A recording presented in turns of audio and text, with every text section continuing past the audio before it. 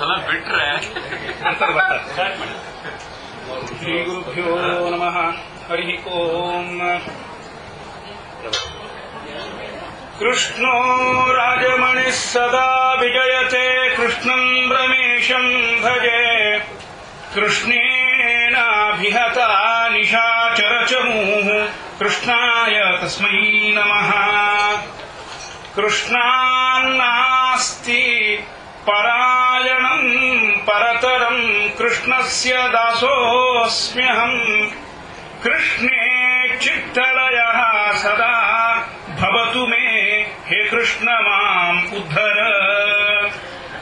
ರಾಧಾಧರ ಮಧುಸ್ಯಂದ ಮಿಲಿಂದಾಯ ಮಧುದ್ವಿಷೇ ಕೃಷ್ಣಾಪಟ ಕುವಿಂದಾಯ ಗೋವಿಂದಾಯ ನಮೋ ನಮಃ. ಶ್ರೀ ಗುರುಭ್ಯೋ ನಮಃ. ಹರಿ ಓಂ. ಹಿಂದಿನ ಕಥಾನಕದ ಸಂದೇಶವನ್ನ ನಮ್ಮ ಗುರುಗಳಾದ ಪೇಜಾವರ ಶ್ರೀಪಾದಂಗಳವರು ಬಹಳ ಸುಂದರವಾಗಿ ಹೇಳಿದ್ದಾರೆ. ಅವರು ಹೇಳ್ತಾರೆ, ಯಶೋಧ ಶ್ರೀಮಂತಿಕೆ ಥಳಕು ಬೆಳಕು ಅದಕ್ಕೆ ಮರುಳಾಗಿ ಕೃಷ್ಣನ ಪೂತನನ ಕೈ ಕೊಟ್ಲಂತ. ಸಂದೇಶ ಬಹಳ ಸ್ಪಷ್ಟ. ನಾವು ಈ ಭೌತಿಕ ಪ್ರಪಂಚದ ಸೌಂದರ್ಯಕ್ಕೆ ಮರಳಾಗಿ, ಇಲ್ಲಿನ ಪ್ರಲೋಭನೆಗಳಿಗೆ ಮರಳಾಗಿ ಧಾರ್ಮಿಕ ಜೀವನ ರೀತಿಯನ್ನು ಬಿಟ್ಟುಕೊಡ್ತಾ ಇದ್ದೇವೆ, ಧಾರ್ಮಿಕ ಮೌಲ್ಯಗಳನ್ನು ಬಿಟ್ಟುಕೊಡ್ತಾ ಇದ್ದೇವೆ. ಹಂಗ ಬಿಟ್ಟು ಕೊಟ್ರ ಏನ್ ಆಗ್ತದ ಅನ್ನೋದನ್ನ ಕೃಷ್ಣ ತೋರಿಸಿದಂತ. ನೀವು ಭೌತಿಕ ಸೌಂದರ್ಯಕ್ಕೆ ಮರಳಾಗಿ ಆಧ್ಯಾತ್ಮಿಕ ಮೌಲ್ಯಗಳನ್ನ ಬಿಟ್ಟುಕೊಡ್ಬೇಡ್ರಿ. ಮನುಷ್ಯನ ಅಂತರಂಗವನ್ನು ಹೊಕ್ಕು ನೋಡ್ರಿ. ಬರೀ ಹೊರಗಿನ ಬಾಹ್ಯ ಸೌಂದರ್ಯಕ್ಕೆ ಮರಳಾಗಬೇಡ್ರಿ, ಬಾಹ್ಯ ಶ್ರೀಮಂತಿಕೆಗೆ ಮರಳಾಗಬೇಡ್ರಿ ಅನ್ನೋ ಸಂದೇಶವನ್ನ ಈ ಪುತನೆಯ ಕಥೆ ನಮಗೆ ತಿಳಿಸ್ತಾ ಇದೆ ಅಂತ ನಮ್ಮ ಗುರುಗಳಾದ ಪೇಜಾವರ ಶ್ರೀಪಾದಂಗಳವರು ಅಪ್ಪಣೆ ಕೊಡಿಸಿದ್ದಾರೆ.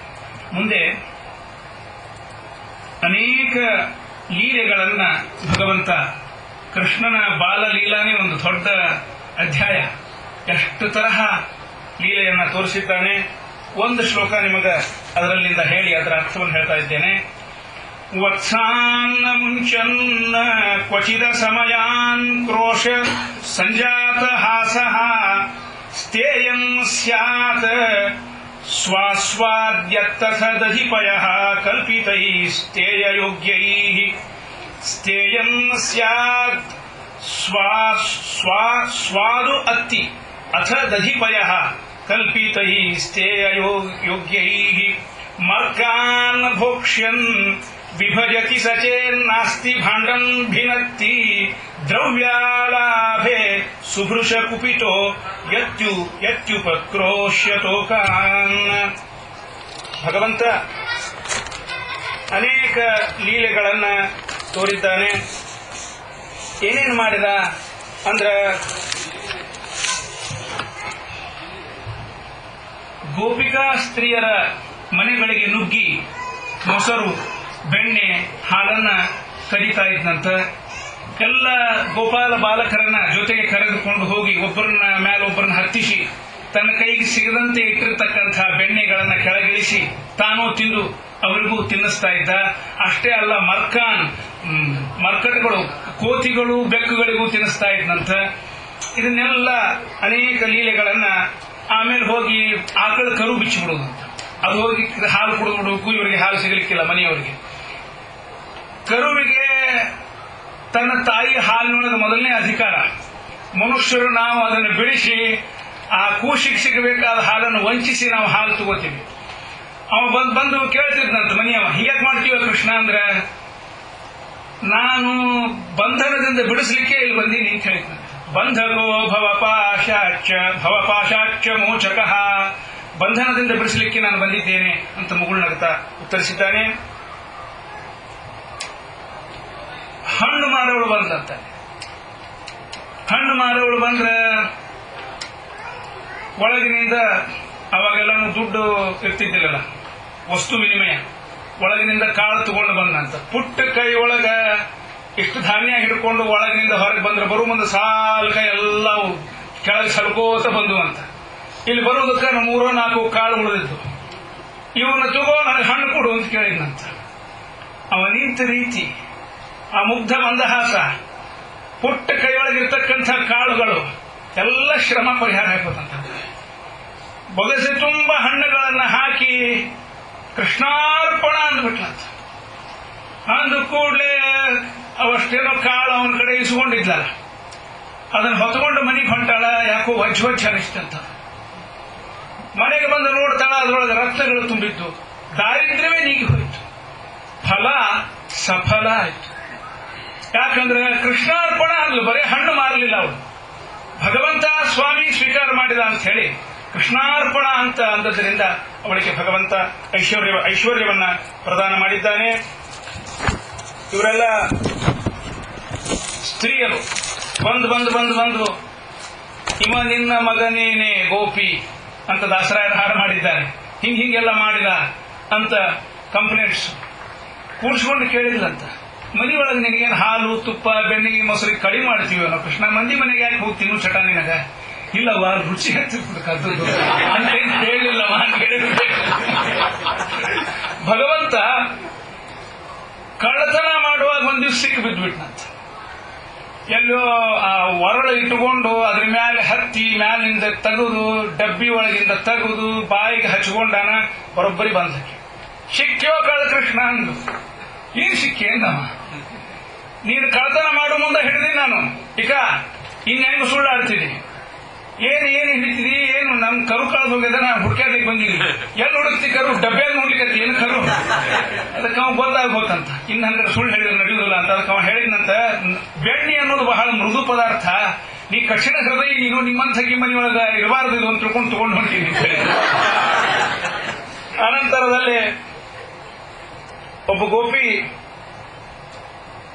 ಅವಾಗ ಬಂದು ಎಲ್ಲರೂ ಹೇಳೋರು, ಯಶೋದಾಗ ಬಂದು, ಸುಳ್ಳು ಹೇಳ್ತೀರಿ ನೀವು ನನ್ನ ಮಗನ ಮೇಲೆ. ಯಾವ ತಾಯಂದ್ರಿಗೂ ತಮ್ಮ ಮಕ್ಕಳ ಮೇಲೆ ಕಂಪ್ಲೇಂಟ್ ಕೇಳೋದು, ಅವು ಬಾಜು ಮನಿ ಅವಲ್ರಿ ಬಹಳ ಕೆಟ್ಟವ, ಅವ್ರ ಇನ್ಫ್ಲೂಯೆನ್ಸ್ ನನ್ನ ಮಗ ಬಹಳ ಚಲೋ ಇದ್ದಾನ.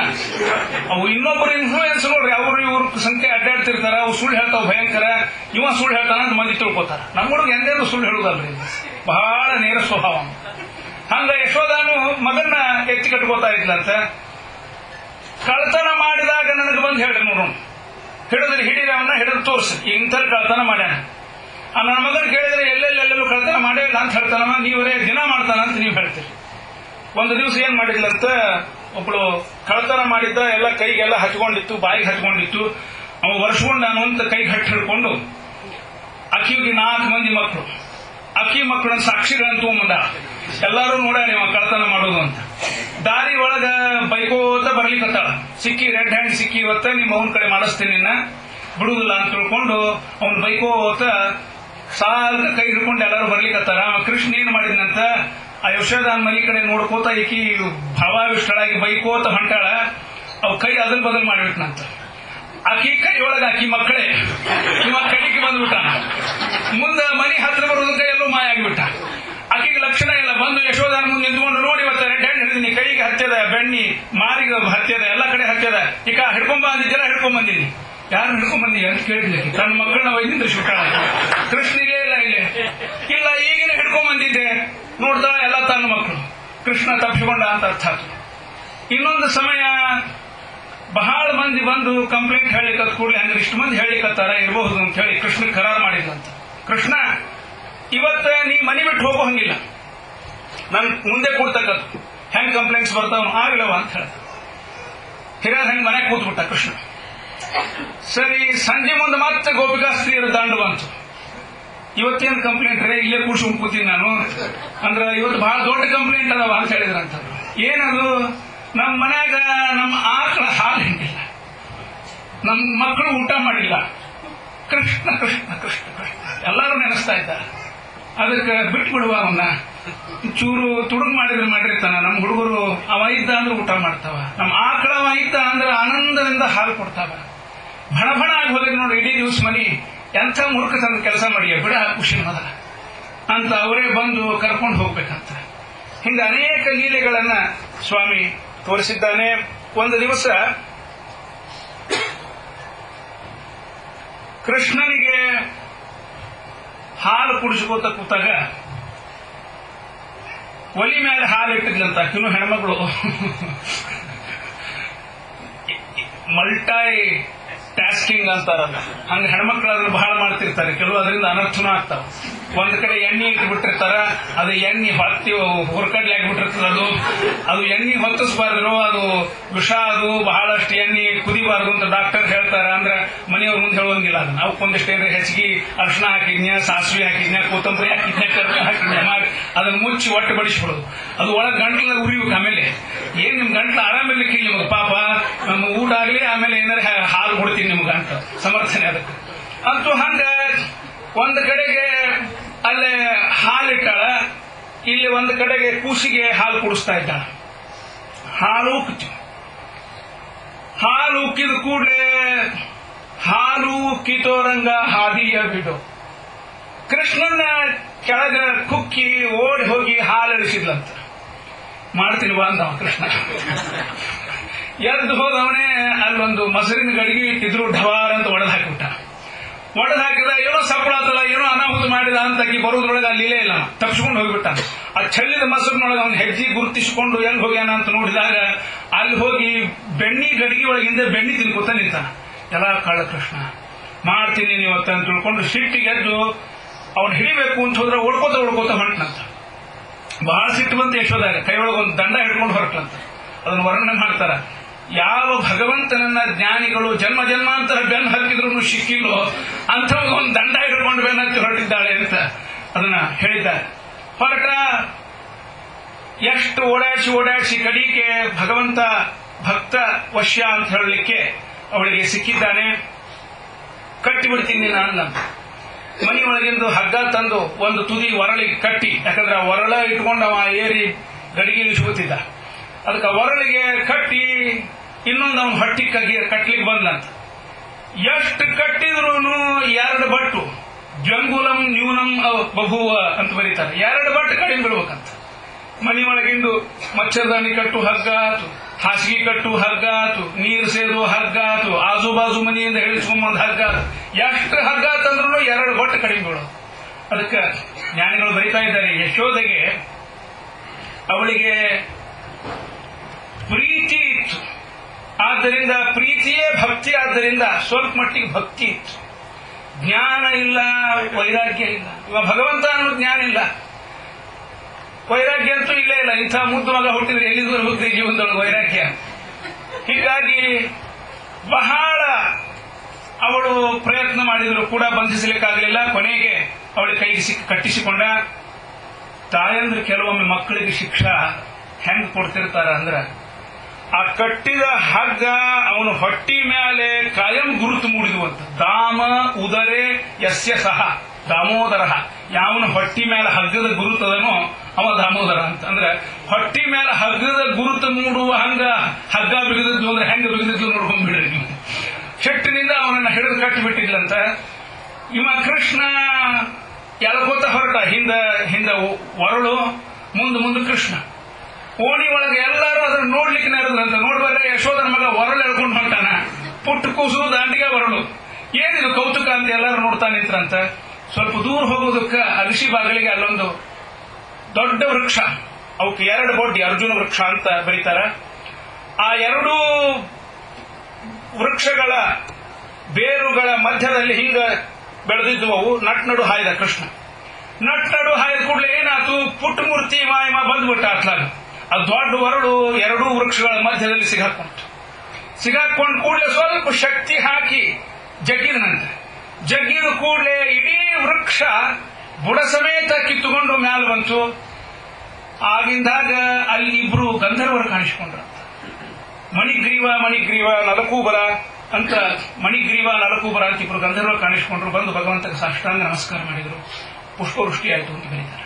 ಏನು ಕಥಾ ಅಂತ ಕೇಳ್ತಾನ ಪರೀಕ್ಷೆ ಮಹಾರಾಜ. ಯಾಕೆ ಗಂಧರ್ವರು ಬಂದ್ರು, ಏನಾಯ್ತು? ಇಲ್ಲಪ್ಪ, ಅದರ ಹಿಂದೊಂದು ಕಥಾ. ಹಿಂದಕ್ಕ ಮಹಾನುಭಾವರಾಗಿರ್ತಕ್ಕಂಥ ನಾರದರು ವಿಹಾರ ಮಾಡತಕ್ಕಂಥ ಸಂದರ್ಭದೊಳಗ ಅಲ್ಲೇ ಇವರಿಬ್ಬರು ಗಂಧರ್ವರ ಮಕ್ಕಳು ಮಣಿಗ್ರೀವ ನಲಕೂಬರ ಅಂತ ತಿಳ್ಕೊಂಡು ಸ್ತ್ರೀಯರ ಜೊತೆಗೆ ವಿಹಾರ ಮಾಡ್ತಾ ಇದ್ರು. ನಾರದರು ಬಂದ ಕೂಡಲೇ ಸ್ತ್ರೀಯರೆಲ್ಲ ಬಟ್ಟೆ ತೊಟ್ಕೊಂಡು ಹೋಗಿ ನಾರದರಿಗೆ ನಮಸ್ಕಾರ ಮಾಡಿದ್ರು. ಇವರಿಬ್ರು ಮಾತಾಡ್ಕೊಂಡ್ರಂತ, ಕುಬೇರನ ಮಕ್ಕಳಲ್ಲ, ಐಶ್ವರ್ಯದ ಮದ, ಇವ್ರು ನಾರದಿಗೆ ಎಲ್ಲಿ ಬರಬೇಕು ಎಲ್ಲಿ ಬರಬಾರದು ತಿಳಿಯುವುದಿಲ್ಲ. ನಾವಿಲ್ಲಿ ವಿಹಾರ ಮಾಡ್ಲಿಕ್ಕೆ ಹತ್ತೀವಿ, ಇಲ್ಲಿ ಅಡ್ಡಾಡಬಾರದು ಅಂತ ತಿಳ್ಕೊಂಡು ಇಷ್ಟರೇ ತಿಳಿಬೇಕು ತಿಳಿಬಾರದು. ನಮ್ಮಷ್ಟಕ್ಕೆ ನಾವು ಆರಾಮಿರೋಣಂತ. ಎಮ್ಮಿ ಕೋಣ ಹೆಂಗವು ಹೊರಡಾಡ್ತಿರ್ತಾವ, ಹಂಗ ಸ್ವಚ್ಛಂದವಾಗಿ ವಿಹಾರ ಮಾಡ್ಕೊಂಡಿರೋ ನಾವು. ಎಲ್ಲಿ ಬರಬೇಕು ಎಲ್ಲಿ ಬರಬಾರದು ಅವ್ನು ತಿಳಿಬೇಕು, ನಾವೇನು ಹೇಳುವುದಿಲ್ಲ ಅಂತ ಮದೋನ್ಮತ್ತರಾಗಿ ಅಲ್ಲಿ ವಿಹಾರ ಮಾಡಿದ್ರಂತ. ನಾರದರು ಮನುಷ್ಯ ಆಗ್ಲಿಕ್ಕೆ ನಾಲಾಯ್ಕಿದ್ದಿ ನೀನು, ಮರ ಆಗುವಂತ ಶಾಪ್ ಕೊಟ್ರಂತ. ಯಾಕಂದ್ರೆ ಮರ್ಯಾದ ಸಂಸ್ಕೃತಿ ಇಟ್ಕೊಂಡವರು ಮನುಷ್ಯ ಬಂದು ನಾರದರಲ್ಲೇ ನಮಸ್ಕಾರ ಮಾಡಿ ಕ್ಷಮಾಯಾಚನೆ ಮಾಡಿದ್ದಾರೆ. ಏನಾದರೂ ಮಾಡ್ರಿ, ಮರದ ಜನ್ಮದಿಂದ ನಮಗೆ ಮೋಚನ ಕಾಣಿಸ್ರಿ ಅಂತ ಹೇಳಿದ್ರೆ ನಾರದರು ಇನ್ಮೇಲೆ ಇಂಥ ಅಪರಾಧ ಮಾಡುವ ಹಂಗಿಲ್ಲ, ಎಚ್ಚರದಿಂದ ಇರಬೇಕು. ಇಲ್ರಿ ನಾರದ್ರ, ಮರ ಆಗುವುದಂದ್ರೆ ಯಾಕೋ ನೆನೆಸಿದ್ರೆ ಭೀಕರ ಅನಿಸ್ತದ, ಮನುಷ್ಯರು ಕಡ್ಕೊಂಡು ಹೋಗಿ ಉರಿ ಹಚ್ತಾರ್ರಿ ನಮ್ಮನ್ನ, ಅದಕ್ಕೆ ಹೆಂಗಾರೆ ಪಾರು ಮಾಡ್ರಿ ಈ ಜನ್ಮದಿಂದ ಅಂತ ಬೇಡ್ಕೊಂಡ್ರಂತ. ಆವಾಗ ಅವ್ರು ಹೇಳಿದ್ರಂತ, ಮುಂದೆ ಶ್ರೀಕೃಷ್ಣ ಪರಮಾತ್ಮನ ಪಾದಸ್ಪರ್ಶ ಆಗ್ತದೆ, ಆಗ ನೀವು ಉದ್ಧತರಾಗ್ತಾ ಇದ್ದೀರಿ ಅಂತ ಹೇಳ್ತಾ ಇದ್ದಾರೆ. ಅಂದ್ರೆ ದೊಡ್ಡವರು ಶಾಪ ಕೊಟ್ಟರು ಸಹಿತ ಕೆಲವು ಸಲ ಅದು ಅನುಗ್ರಹ ಆಗ್ತದೆ. ಅವರಿಬ್ರು ಹೇಳಿದ್ರಂತ, ಏನು ಕೆಲವು ವರ್ಷ ಮರ ಆಗಿದ್ರೆ ಏನಾಯ್ತು, ಇರ್ತೀವಿ ನಾವು, ಭಗವಂತನ ಪಾದಸ್ಪರ್ಶ ಆಗ್ತದೆ ನಮಗೆ. ನಂದಗೋಪ ಇಡೀ ಊರಿಗೆ ಕೃಷ್ಣ ಹುಟ್ಟಿದ ಕೂಡಲೇ ಸಿಹಿ ಹಂಚಿದ ಇವೆರಡು ಮರಗಳಿದ್ವಲ್ಲ, ಅವು ಕೂತಲ್ಲೇ ಪೇಡೆ ತಿಂದಷ್ಟು ಸಂತೋಷ ಪಟ್ಟುವಂತ. ಬಂದಪ್ಪ ನಮ್ಮನ್ನು ಉದ್ಧಾರ ಮಾಡೋ ಬಂದ ಈ ಊರೊಳಗ, ನಾವು ಉದ್ಧತರಾದ್ವಿ. ಹಿಂಗ ಶಾಪಾನುಗ್ರಹ ಶಕ್ತೋನ್ಯೋ ರಾಘವೇಂದ್ರಾನ್ನ ವಿದ್ಯತೆ. ರಾಘವೇಂದ್ರ ಸ್ವಾಮಿಗಳ ಸ್ತೋತ್ರದೊಳಗ ಇದು ಬರ್ತಾ ಇದೆ. ಶಾಪ ಕೊಡ್ಲಿಕ್ಕೇನೆ ಬಹಳ ಸಾಮರ್ಥ್ಯ ಬೇಕು, ಅನುಗ್ರಹ ಮಾಡಲಿಕ್ಕೂ ಸಾಮರ್ಥ್ಯ ಬೇಕು. ಶಾಪವನ್ನ ಅನುಗ್ರಹವನ್ನಾಗಿ ಪರಿವರ್ತಿಸಲಿಕ್ಕೆ ಬಹಳ ಸಾಮರ್ಥ್ಯ ಬೇಕು. ರಾಘವೇಂದ್ರ ಶ್ರೀಪಾದಂಗಳವರು ಅಂಥ ಸಾಮರ್ಥ್ಯವುಳ್ಳವರು. ನಮ್ಮಲ್ಲಿ ಇತಿಹಾಸದೊಳಗ ಒಂದೋ ಎರಡೋ ಅಂಥವು ಬೆರಳಿಕೆ ಮೇಲೆ ಸಿಗುವಂತಹ ದೃಷ್ಟಾಂತಗಳವರಿ ಬಹಳ ಅಪರೂಪ. ದಶರಥ ಮಹಾರಾಜ ಒಂದು ಸಲ ಬೇಟೆಯಾಡ್ತಾ ಹೋಗ್ತಾ ಇದ್ದ, ಎಲ್ಲೋ ಪ್ರಾಣಿ ನೀರು ಕುಡಿತಕ್ಕಂತಹ ಧ್ವನಿ ಕೇಳಿಸಿದಂಗಾತು. ಶಬ್ದವೇಧಿ ಬಾಣ ಬಿಟ್ಟ ನಿಂತಲ್ಲಿಂದ. ಎಂತೆಂಥ ವಿದ್ಯಾಗಳಿದ್ದು ನೋಡ್ರಿ ನಮ್ಮಲ್ಲಿ. ಶಬ್ದವೇಧಿ ಅಂತಂದ್ರ ಕಾಣಿಸಂಗಿಲ್ಲ, ಅದೃಶ್ಯ, ದೂರದಿಂದ ಶಬ್ದ ಕೇಳಿಸ್ತದ. ಶಬ್ದ ಕೇಳಿಕೊಂಡು ಶಬ್ದ ಬಂದ ದಿಕ್ಕಿಗೆ ಬಾಣ ಬಿಟ್ರೆ ಬರೋಬ್ಬರಿ ಯಾವ ಗಂಟಲದಿಂದ ಧ್ವನಿ ಹೊರಟಿರ್ತದ ಆ ಗಂಟಲದೊಳಗೆ ಬಾಣ ಹೋಗಿ ಚುಚ್ಚು. ಇಂಥ ಬಿಲ್ಲು ವಿದ್ಯಾ ಪ್ರವೀಣರಿದ್ರು ಆಗಿನ ಕಾಲದೊಳಗೆ. ಶಬ್ದವೇಧಿ ಬಾಣವನ್ನು ಬಿಟ್ರ ಹಾಂತ ಮನುಷ್ಯ ಧ್ವನಿ ಚಿತ್ಕಾರ ಕೇಳಿಸಿತು. ಓಡಿ ಬಂದ ದಶರಥ ಮಹಾರಾಜ. ಬಂದು ನೋಡ್ತಾನ, ಒಬ್ಬ ಮುನಿಕುಮಾರ ಶ್ರವಣ ಅಂತ ತಿಳ್ಕೊಂಡು ಪ್ರಾಣ ಹೋಗ್ತಾ ಇದ್ದ. ಅವ ಹೇಳಿದ್ನಂತ, ದಶರಥ ನನ್ನ ಉಪಚಾರ ಮಾಡಬೇಡ, ನಿನ್ನ ಬಾಣ ಸಾಧಾರಣ ಬಾಣ ಅಲ್ಲ, ನಂದು ಮುಗಿದು ಹೋಗಿದೆ ಆಯುಷ್ಯ. ಈ ಕೈಲಿ ಒಂದು ತಂಬಿಗೆ ಇಟ್ಟಿನಿ, ಇದ್ರೊಳಗೆ ನೀರು ತುಂಬಿಕೊಂಡು ಹೋಗು. ಅಲ್ಲಿ ನನ್ನ ತಂದೆ ತಾಯಿ ಕೂತಾರ, ಕುರುಡರಿದ್ದಾರ, ಕಣ್ಣು ಕಾಣಿಸುವುದಿಲ್ಲ, ಪರಡಿ ಒಳಗ ಅವ್ರನ್ನ ಹೊತ್ಕೊಂಡು ಯಾತ್ರಾ ಮಾಡ್ಕೋತ ಕರ್ಕೊಂಡ್ ಬಂದೀನಿ. ನೀರಡಿಕೆ ಅಂದದಾಗ ಅವ್ರಿಗೆ ನೀರು ಒಯ್ಯಲಿಕ್ಕೆ ಅಂತ ಬಂದಿದ್ದೆ, ಇದನ್ನ ಒಯ್ದಷ್ಟು ನೀರು ಕುಡಿಸಪ್ಪ, ನನಗೊಂದು ಉಪಕಾರ ಮಾಡು ಅಂತ ಹೇಳಿದ. ಪ್ರಾಣ. ದಶರಥ ಮಹಾರಾಜ ನೀರನ್ನು ತಗೊಂಡು ವೃದ್ಧ ತಂದೆ ತಾಯಿಗಳ ಹತ್ರ ಹೋಗಿದ್ದಾನೆ. ನೀರು ಕುಡೀರಿ ಅಂತ ಬಾಯಿಂದ ಹೇಳಲಿಲ್ಲ. ಉಸಿರು ಬಿಗಿ ಹಿಡ್ಕೊಂಡು ದೂರ ಧ್ವನಿ ತೆಗೆದ ಅಂದ್ರೆ ಮಗ ಅಲ್ಲ ಅಂತ ಗೊತ್ತಾಗ್ತದೆ ಅವ್ರಿಗೆ. ಅವ್ರಿಗೆ ಕೈಗೆ ತಂಬಿಗೆ ತಾಕಿಸಿ ರಾಜಾಧಿರಾಜ ಉಸಿರು ಬಿಗಿ ಹಿಡ್ಕೊಂಡು ದೂರ ನಿಂತ್ಕೊಂಡ. ನೀರು ತಗೊಂಡು ಕುಡಿಲಿ ಅವರು ಅಂತ. ಅವರಂದ್ರು, ಬಂದ್ ಯಾಕಂದ, ಎಷ್ಟೊತ್ತಾಗಿತ್ತು ಹೋಗಿ ನೀರು ತರಲಿಕ್ಕೆ, ಬಹಳ ದೂರ ಇತ್ತೇನು ಜಲಾಶಯ.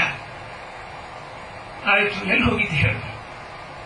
ನೀವು ಮಾತಾಡಲಿಲ್ಲ, ಮಾತಾಡಿದ್ರೆ ಗೊತ್ತಾಗ್ತದ. ಆಮೇಲೆ ಅವರಂದ್ರು, ನಮ್ಮಿಂದ ಏನಾದರೂ ತಪ್ಪಾಯ್ತೇನು, ಯಾಕೆ ಮಾತಾಡಬೇಡಿ, ನೀನು ಬಿಟ್ಟರೆ ನಮಗೆ ಯಾರಿದ್ದಾನು, ಕಣ್ಣು ಕಾಣಿಸೋದಿಲ್ಲ, ಏನಾದ್ರೂ ನಮ್ಮಿಂದ ತಪ್ಪು ನಡೆದಿದ್ರೆ ಹೇಳಿಬಿಡು, ನೀ ಹೇಳದೇ ಇದ್ರೆ ನಮ್ಗೆ ಹೆಂಗೆ ಗೊತ್ತಾಗ್ಬೋದು. ಒತ್ತಾಯಿಸಿದ್ರು, ಅನಿವಾರ್ಯ ಆಗೋತು ನೋಡ್ರಿ ಬಾಯಿ ಬಿಡೋದು. ದಶರಥ ಬಾಯಿ ಬಿಟ್ಟನಂತ, ನಿಮ್ಮ ಮಗನನ್ನ ನಾನು ಬಾಣಪ್ರಹಾರದಿಂದ ನನಗೆ ತಿಳಿಯಲಾರದೆ ಕೊಂದು ಬಿಟ್ಟಿದ್ದೇನೆ. ಅವನ ಕಡಿಯ ಅಪೇಕ್ಷಾ ಈ ನೀರು ಒಯ್ದು ನಿಮಗೆ ಕೊಡಬೇಕು ಅನ್ನೋದಾಗಿತ್ತು, ತಂದು ಕೊಟ್ಟಿನಿ, ದಯಮಾಡಿ ನೀರು ಸ್ವೀಕಾರ ಮಾಡಿ. ಅವ್ರು ಹೇಳಿದ್ರಂತ, ಎಲ್ಲ ನೀಚ, ಇರೋ ಒಬ್ಬ ಮಗ ಅವನ್ನ ಕೊಂದು ಬಿಟ್ಟಿದೆ, ಈ ನೀರು ಬೇಡ, ಕಡಿ ನೀರ ನಮಗೆ ಬಿಟ್ಬಿಡುವೆ, ನಮಗೂ ಹೋಗಿದೆ ನಮ್ಮ ಅವಸ್ಥೆ. ಆದ್ದರಿಂದ ಎಲ್ಲ ಪಾಪಿ, ನಾವು ಹೆಂಗ ಮುಪ್ಪಿನ ಕಾಲದೊಳಗ ಮಗನ ನೆನದ ಕೊರಗಿ ಪ್ರಾಣ ಬಿಟ್ಟಿವಿ, ಹಂಗ ನೀನು ಸಹಿತ 4 ಮಂದಿ ಮಕ್ಕಳಿದ್ರು. ಮುಪ್ಪಿನ ಕಾಲಕ್ಕೆ ಸಾಯೋ ಹೊತ್ತಿಗೆ ಯಾರ್ಯಾರು ಹತ್ರ ಹಂಗ ಒದ್ದಾಡ್ಕೋತ ಸಾಯಿತ ಶಾಪ. ದಶರಥಗೆ ಏನಾದ್ರಿ ಆನಂದ ಆಗ್ಬೋದು ನಮ್ಗೆ. ಅವ ಅಂದ ಶಾಪ ಬಂದ್ರೆ ಹಿಂಗೆ ಬರ್ಬೇಕಪ್ಪ ಅಂದ. ಯಾಕಂದ್ರೆ ಮಹಾರಾಜನಿಗೆ ಚಿಂತಿತ್ತು, ಸಂತಾನನೇ ಆಗಿರ್ಲಿಲ್ಲ. ಏನಂದ್ರೆ ಅವರು 4 ಮಂದಿ ಮಕ್ಕಳಿದ್ರು ಅಂದ್ರು ಮಹಾನುಭಾವರು. 4 ಮಂದಿ ಮಕ್ಕಳಂತೂ ಆಗತಾವ. ಮುಪ್ಪಿನ ಕಾಲದೊಳಗ ಅಂದ್ರು. ಅಂದ್ರೆ ಮುಪ್ಪಿನ ಕಾಲ ತನಕ ಬದುಕಿರ್ತೀನ ಎಂದರೆ ಒಂದು ದಿವಸ ಸಾಯುವುದು. 4 ಮಂದಿ ಮಕ್ಕಳನ್ನ ಕಂಡು ಮುಪ್ಪಿನ ಕಾಲ ಬಂದು ಆಮೇಲೆ ಹತ್ರ ಇರುವುದಿಲ್ಲ ಅಂದ್ರೆ ಐ ಕ್ಯಾನ್ ಟಾಲರೇಟ್ ದಟ್. ಎಷ್ಟು ಅನುಗ್ರಹ ಮಾಡ್ಯಾರ ನೋಡ್ರಿ. ಶಾಪ ಅಂತ ಕೊಟ್ಟದ್ದು ಅನುಗ್ರಹ ಆಗಿ ಹೋಯ್ತು. ಧನ್ಯ ಆದ ಎಂದ ಮಹಾರಾಜ. ಮತ್ತೆ ನನಗೆ ಪಾಪ ವಿಮೋಚನೆ ಆಯ್ತು. ಜನ್ಮ ಜನ್ಮಾಂತರದೊಳಗೆ ಈ ಪಾಪಕ್ಕೆ ನಾನು ಪ್ರಾಯಶ್ಚಿತ್ತ ಅನುಭವಿಸಬೇಕಾಗ್ತಿತ್ತು. ಅವ್ರ ಬಾಯಿಂದ ಶಾಪ ಬಂದ್ಬಿಟ್ಟದ. ಇದೇ ಜನ್ಮದೊಳಗೆ ಅನುಭವಿಸಿ ಮುಗಿಸ್ಕೊಂಡ್ ಬಿಡ್ತೇನೆ. ದೊಡ್ಡವರು ವಿಚಾರ ಮಾಡೋ ಕ್ರಮ ರೀ. ತಪ್ಪು ಮಾಡಿದ್ರೆ ಅದಕ್ಕೆ ಶಿಕ್ಷೆ ಅನುಭವಿಸ್ಬಿಡೋಣ. ಯಾಕಂದ್ರೆ ಮುಂದೆ ಅದನ್ನು ಬಾಕಿ ಇಟ್ಕೊಂಡು ಅನುಭವಿಸ್ಬಿಡ್ತಾನೆ. ಹಂಗ ಇಲ್ಲೇ ಆ ಮಣಿಗ್ರೀವ ಮತ್ತು ನಲಕೂಬರ ನಾರದರಿಗೆ ಏನು ಉಪಕಾರ ಮಾಡಿದ್ರಿ ನಾರದರ ಭಗವಂತನ ದರ್ಶನ ಆಗ್ತದ, ಅವನ ಪಾದಸ್ಪರ್ಶ ಆಗ್ತದ. ಆ ಪ್ರಕಾರಕವಾಗಿ ಭಗವಂತ ಅವರಿಬ್ಬರನ್ನ ಉದ್ಧರಿಸಿದ್ದಾನೆ. ಭಾಗವತ್ಕಾರ ಬರೀತಾರೆ, ಆ ನಲಕೂಬರ ಮತ್ತು ಮಣಿಗ್ರೀವ ಬಂದು ಅವರಿಗೆ ನಮಸ್ಕಾರ ಮಾಡಿದ್ದು, ಕೃಷ್ಣನಿಗೆ ನಮಸ್ಕಾರ ಮಾಡಿದ್ದು, ಮ್ಯಾಲಿನಿಂದ ಪುಷ್ಪಕ ವಿಮಾನ ಬಂದು ಅವರನ್ನು ಕರ್ಕೊಂಡು ಹೋದದ್ದು, ಇದು ಯಾವುದು ಅಲ್ಲಿರೋ ಜನಗಳಿಗೆ ಕಾಣಿಸಲಿಲ್ಲ ಅಂತ.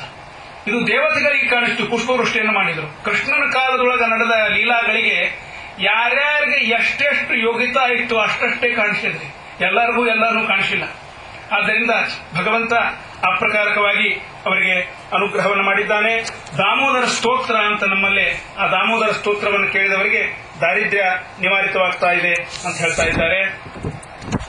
ಮುಂದೆ ವೃಂದಾವನಕ್ಕೆ ಬರ್ತಾ ಇದ್ದಾನೆ ಭಗವಂತ.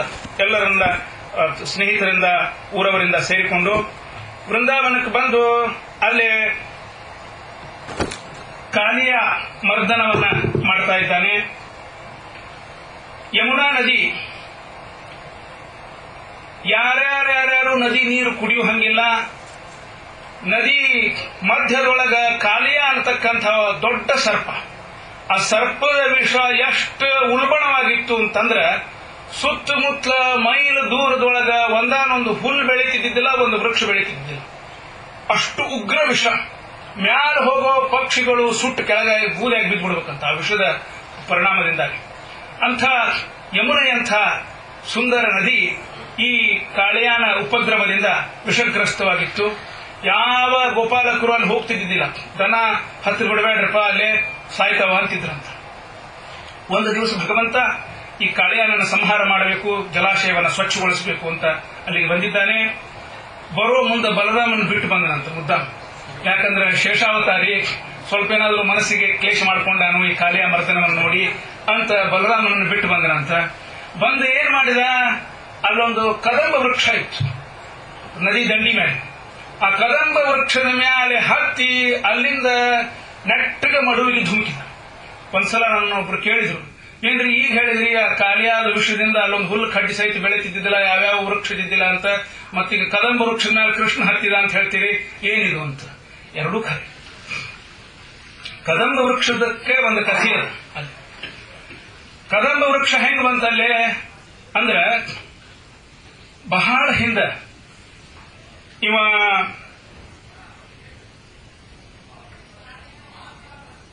ಕಶ್ಯಪರ ಹೆಂಡತಿ ವಿನತಾ ಕದ್ರು ಅಂತ ಹೇಳಿ ಅವರಿಬ್ಬರು ಸಮುದ್ರ ಮಥನ ಕಾಲದೊಳಗ ಒಂದು ಪಣ ತೊಟ್ಟು ಮರುದಿವಸ ಉಚ್ಚೈಶ್ರವ ಕಾಣಿಸಿಕೊಳ್ತದ ಅಂತ ಅನೌನ್ಸ್ ಮಾಡಿಬಿಟ್ಟಿದ್ರು. ಆಗ ಎಲ್ಲರೂ ಕುತೂಹಲಿಗಳಾಗಿದ್ರು, ಉಚ್ಚೈಶ್ರವ ಹೆಂಗಿರ್ತದ ಅಂತ ಹೇಳಿ.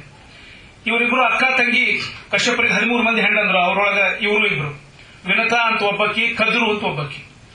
ಅವರಿಬ್ರು ಅಕ್ಕ ತಂಗಿ ಕೂತ್ಕೊಂಡು ಬೆಟ್ ಮಾಡಿದ್ರು ಮನೆಯೊಳಗ. ಉದ್ಯೋಗ ಇಲ್ಲದೆ ಇರೋರು ಮಾಡುವ ಉದ್ಯೋಗ ನೋಡ್ರಿ. ಒಬ್ಬಕ್ಕೆ ಅಂದ್ಲು, ವಿನತಾ ಅಂದ್ಲು, ನಾಳೆ ಕುದುರೆ ಬರ್ತದಲ್ಲ ಅದು ಹೆಂಗಿರ್ತದ ಅಂತೀನಿ ನೀನು. ಕದ್ರು ಅಂದ್ಲು, ಕಪ್ಪಿರ್ತದ ಅಂತ ನನಗನಿಸ್ತದ. ವಿನತಾ ಹಂಗಾರ ನಾ ಬೆಳ್ಳಗಿರ್ತದ ಅಂತ ಹೇಳ್ತೀನಿ.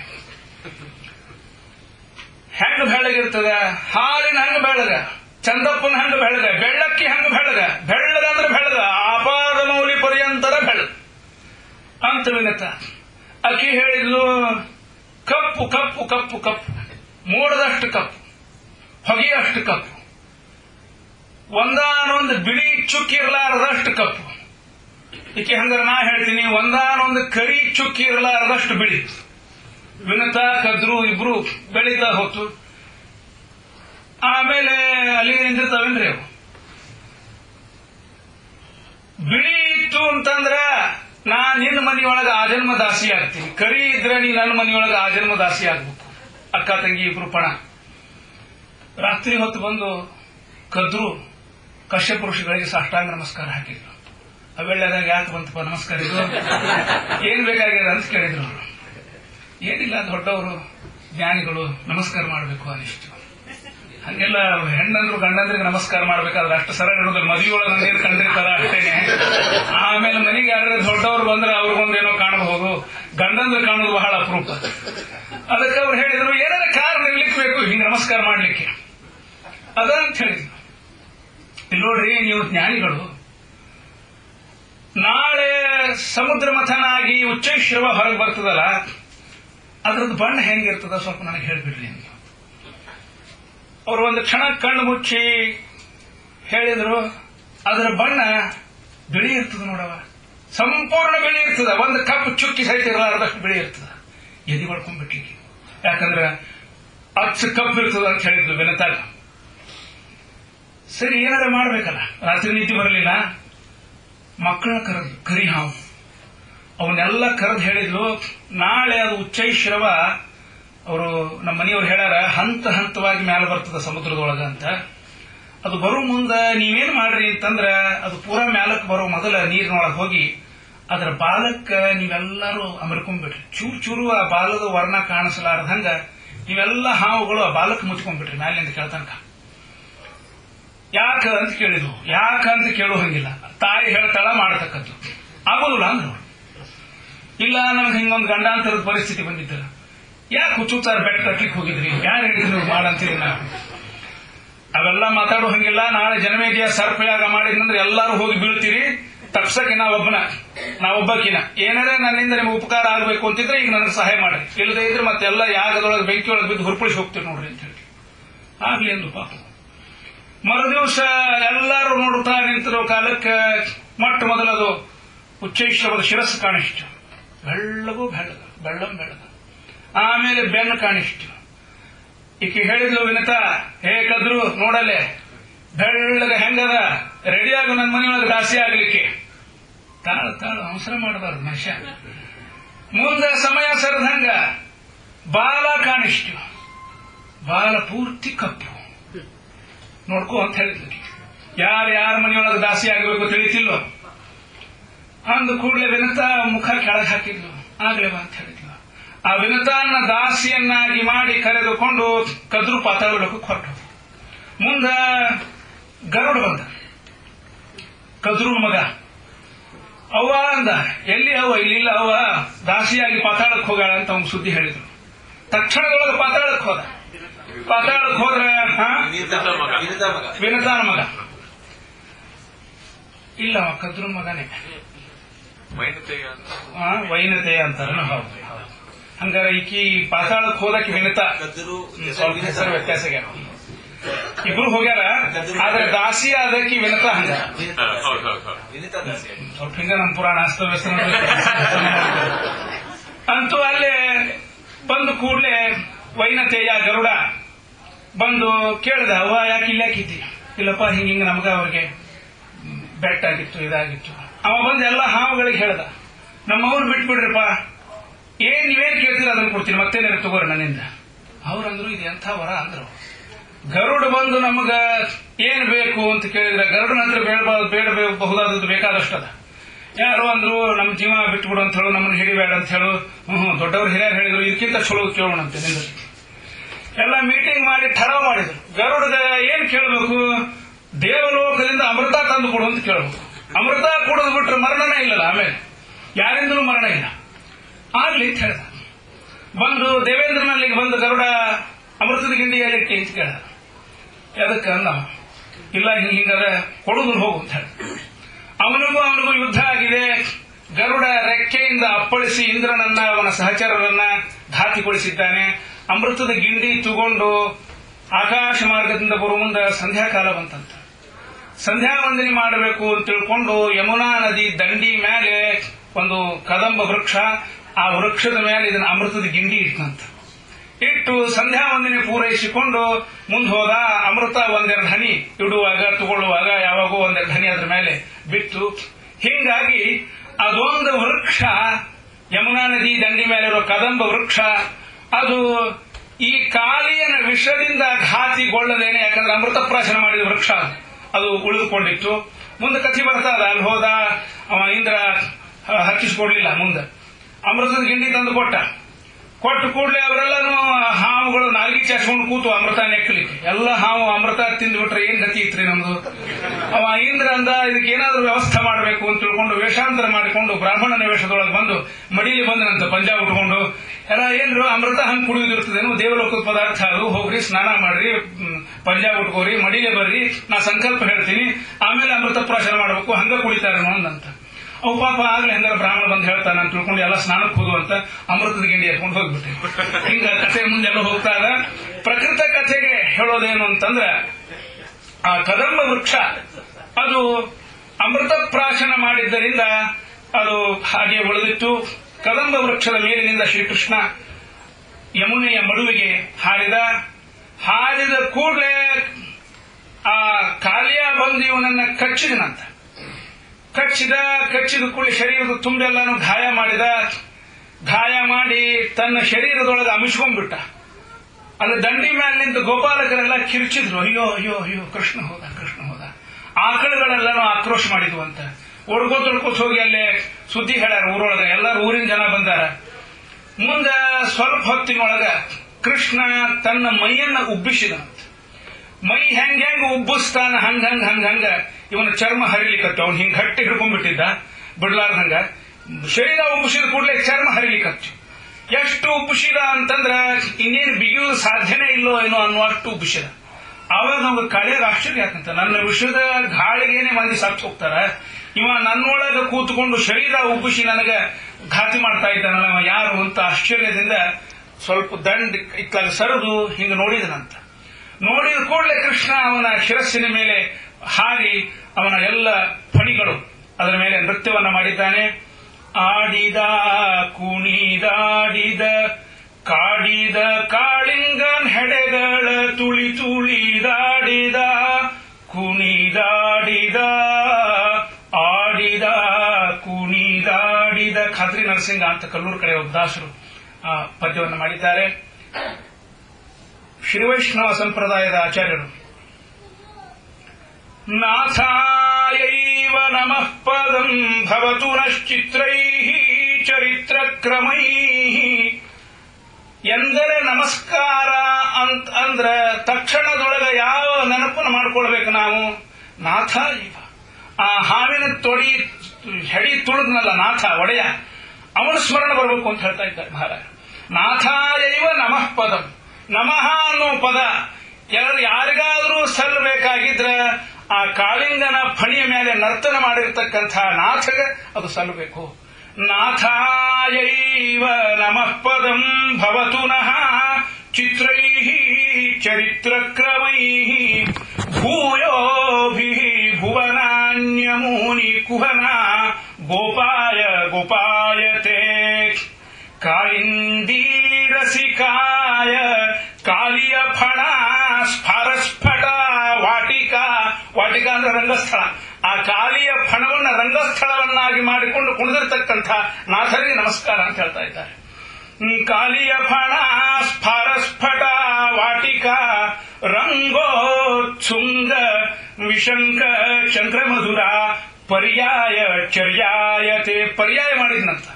ಏನ್ ಪರ್ಯಾಯ ಮಾಡಿದ ಅಂದ್ರೆ, ಸ್ವಾಮಿಗಳು ಹೆಂಗ ಸರದಿ ಪ್ರಕಾರ ಕೃಷ್ಣನ ಪೂಜಾ ಮಾಡ್ತಾರ, ಪರ್ಯಾಯ ಮಾಡೋ ಸ್ವಾಮಿಗಳು 2 ವರ್ಷಕ್ಕೊಮ್ಮೆ, ಹಂಗ ಸರದಿ ಪ್ರಕಾರ ಇವನ ಹೆಡಿ ತೊಳ್ಕೋತ ಹೋದ್ನಂತ. ಅಲ್ಲಿಂದ ಶುರು ಮಾಡ್ಕೊಂಡು ಇಲ್ಲಿಂದ ಶುರು ಮಾಡ್ಕೊಂಡು ಅಲ್ಲಿಗೆ ಪರ್ಯಾಯ ಚರ್ಯಾಯತೆ ಅಂತ ಸುಂದರವಾಗಿ ಸ್ತೋತ್ರ ಮಾಡಿದ್ದಾರೆ. ಆ ಭಗವಂತ ಕಾಳಿಯರಿಗೆ ಹೇಳಿದನಂತ, ಇಲ್ಲಿ ನೋಡು, ಆವಾಗ ಎಲ್ಲ ನಾಗ ಕನ್ಯೆಯರು ಬಂದು ಅವನನ್ನ ಮಾಂಗಲ್ಯ ಭಿಕ್ಷೆಯನ್ನು ನೀಡು ಅಂತ ಪ್ರಾರ್ಥನೆ ಮಾಡಿದ್ರಂತ.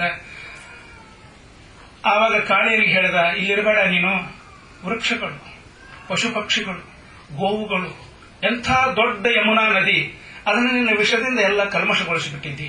ಆದ್ರಿಂದ ನಿನಗೆ ಪ್ರಾಣ ಭಿಕ್ಷೆಯನ್ನು ನೀಡ್ತಾ ಇದ್ದೇನೆ, ಇಲ್ಲಿಂದ ಎಲ್ಲಾದ್ರೂ ದೂರ ಹೊರಟು ಹೋಗು. ಎಲ್ಲಿ ಹೋಗ್ಲಿ ಅಂತ ನಾವು ಎಲ್ಲಿ ಹೋದ್ರಿ ಗರಡು ಗಂಟು ಬಿದ್ದು ಬಿಡ್ತಾರ ನಮಗ.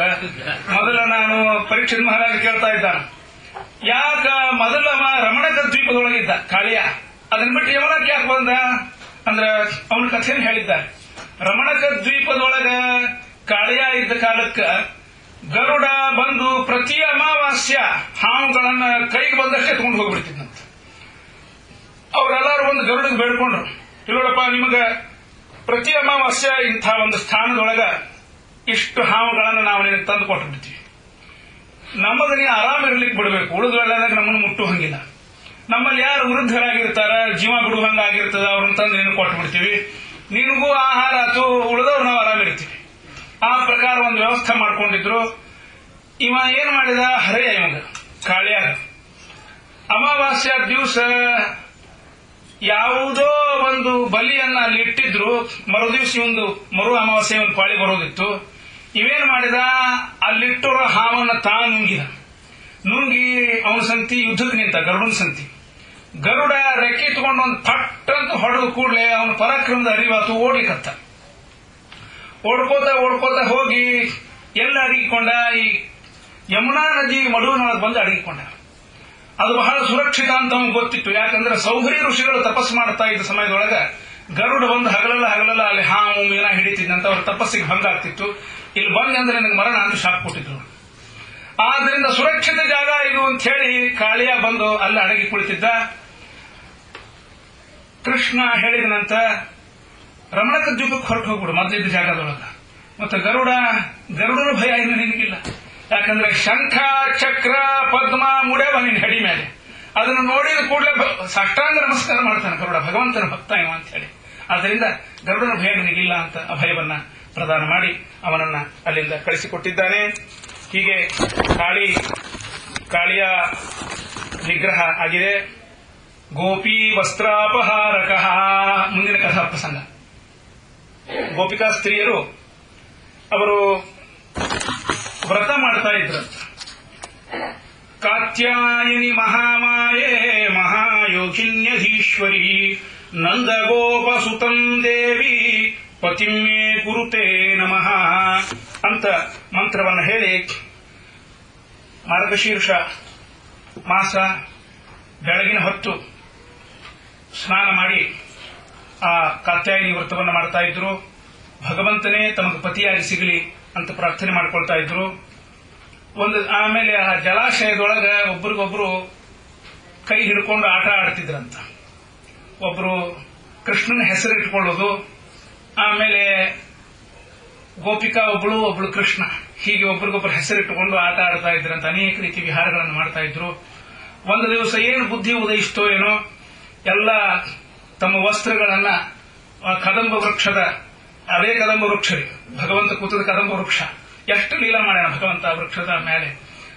ಆ ಕದಂಬ ವೃಕ್ಷಕ್ಕೆಲ್ಲ ಬಟ್ಟಿ ಕಟ್ಟಿ ಬಂದು ಅವರು ವಿಹಾರಕ್ಕೆ ಇಳಿದಿದ್ರು. ಅಲ್ಲೇ ಭಗವಂತ ಏಕಾಏಕಿ ಬಂದ್ಬಿಟ್ಟ. ಬಂದ ಅವ್ರನ್ನ ಕದಂಬ ವೃಕ್ಷದೊಳಗೆ ಕೂತ್ಕೊಂಡು ಕೇಳಿದ್ನಂತ, ಎಷ್ಟು ಚಂದ ಇಲ್ಲ, ಅವರೆಲ್ಲ ದಂಡಿ ಮೇಲೆ ಇಟ್ಟಿದ್ರು ಬಟ್ಟಿ, ಅದನ್ನೆಲ್ಲ ತಗೊಂಡು ಇವ ವೃಕ್ಷಕ್ಕೆ ಬಂದ, ಕದಂಬ ವೃಕ್ಷಕ್ಕೆ ಬಂದು ಕೂಡಲೇ ಅವರನ್ನ ಕೇಳ್ತಾ ಇದ್ದಾರೆ, ನಮ್ಮ ವೃಕ್ಷಗಳನ್ನ, ನಮ್ಮ ಬಟ್ಟೆಗಳನ್ನ ತಿರುಗಿ ಕೊಡು ಅಂತ ಹೇಳಿ. ಭಗವಂತ ಹೇಳ್ದ, ನೀವು ಎದ್ದು ಬಂದು ಕೈ ಮುಗುದು ಮಾಡಿದ್ದು ತಪ್ಪಾತು ಅಂತ ಹೇಳ್ರಿ, ಆಮೇಲೆ ಬಟ್ಟಿ ಕೊಡ್ತೀವಿ. ಏನು ತಪ್ಪಾತು ಅಂದ್ರೆ, ವ್ರತ ಹಿಡಿದವರು ನಗ್ನ ಸ್ನಾನ ಮಾಡಬಾರ್ದು. ಆದ್ದರಿಂದ ವರುಣನಿಗೆ ನೀವು ಅಪಚಾರ ಮಾಡಿದ್ದೀರಿ, ದುರ್ಗಾದೇವಿಗೆ ಅಪಚಾರ ಮಾಡಿದ್ದೀರಿ, ನೀವು ಬಂದು ಈ ವಸ್ತ್ರಗಳನ್ನ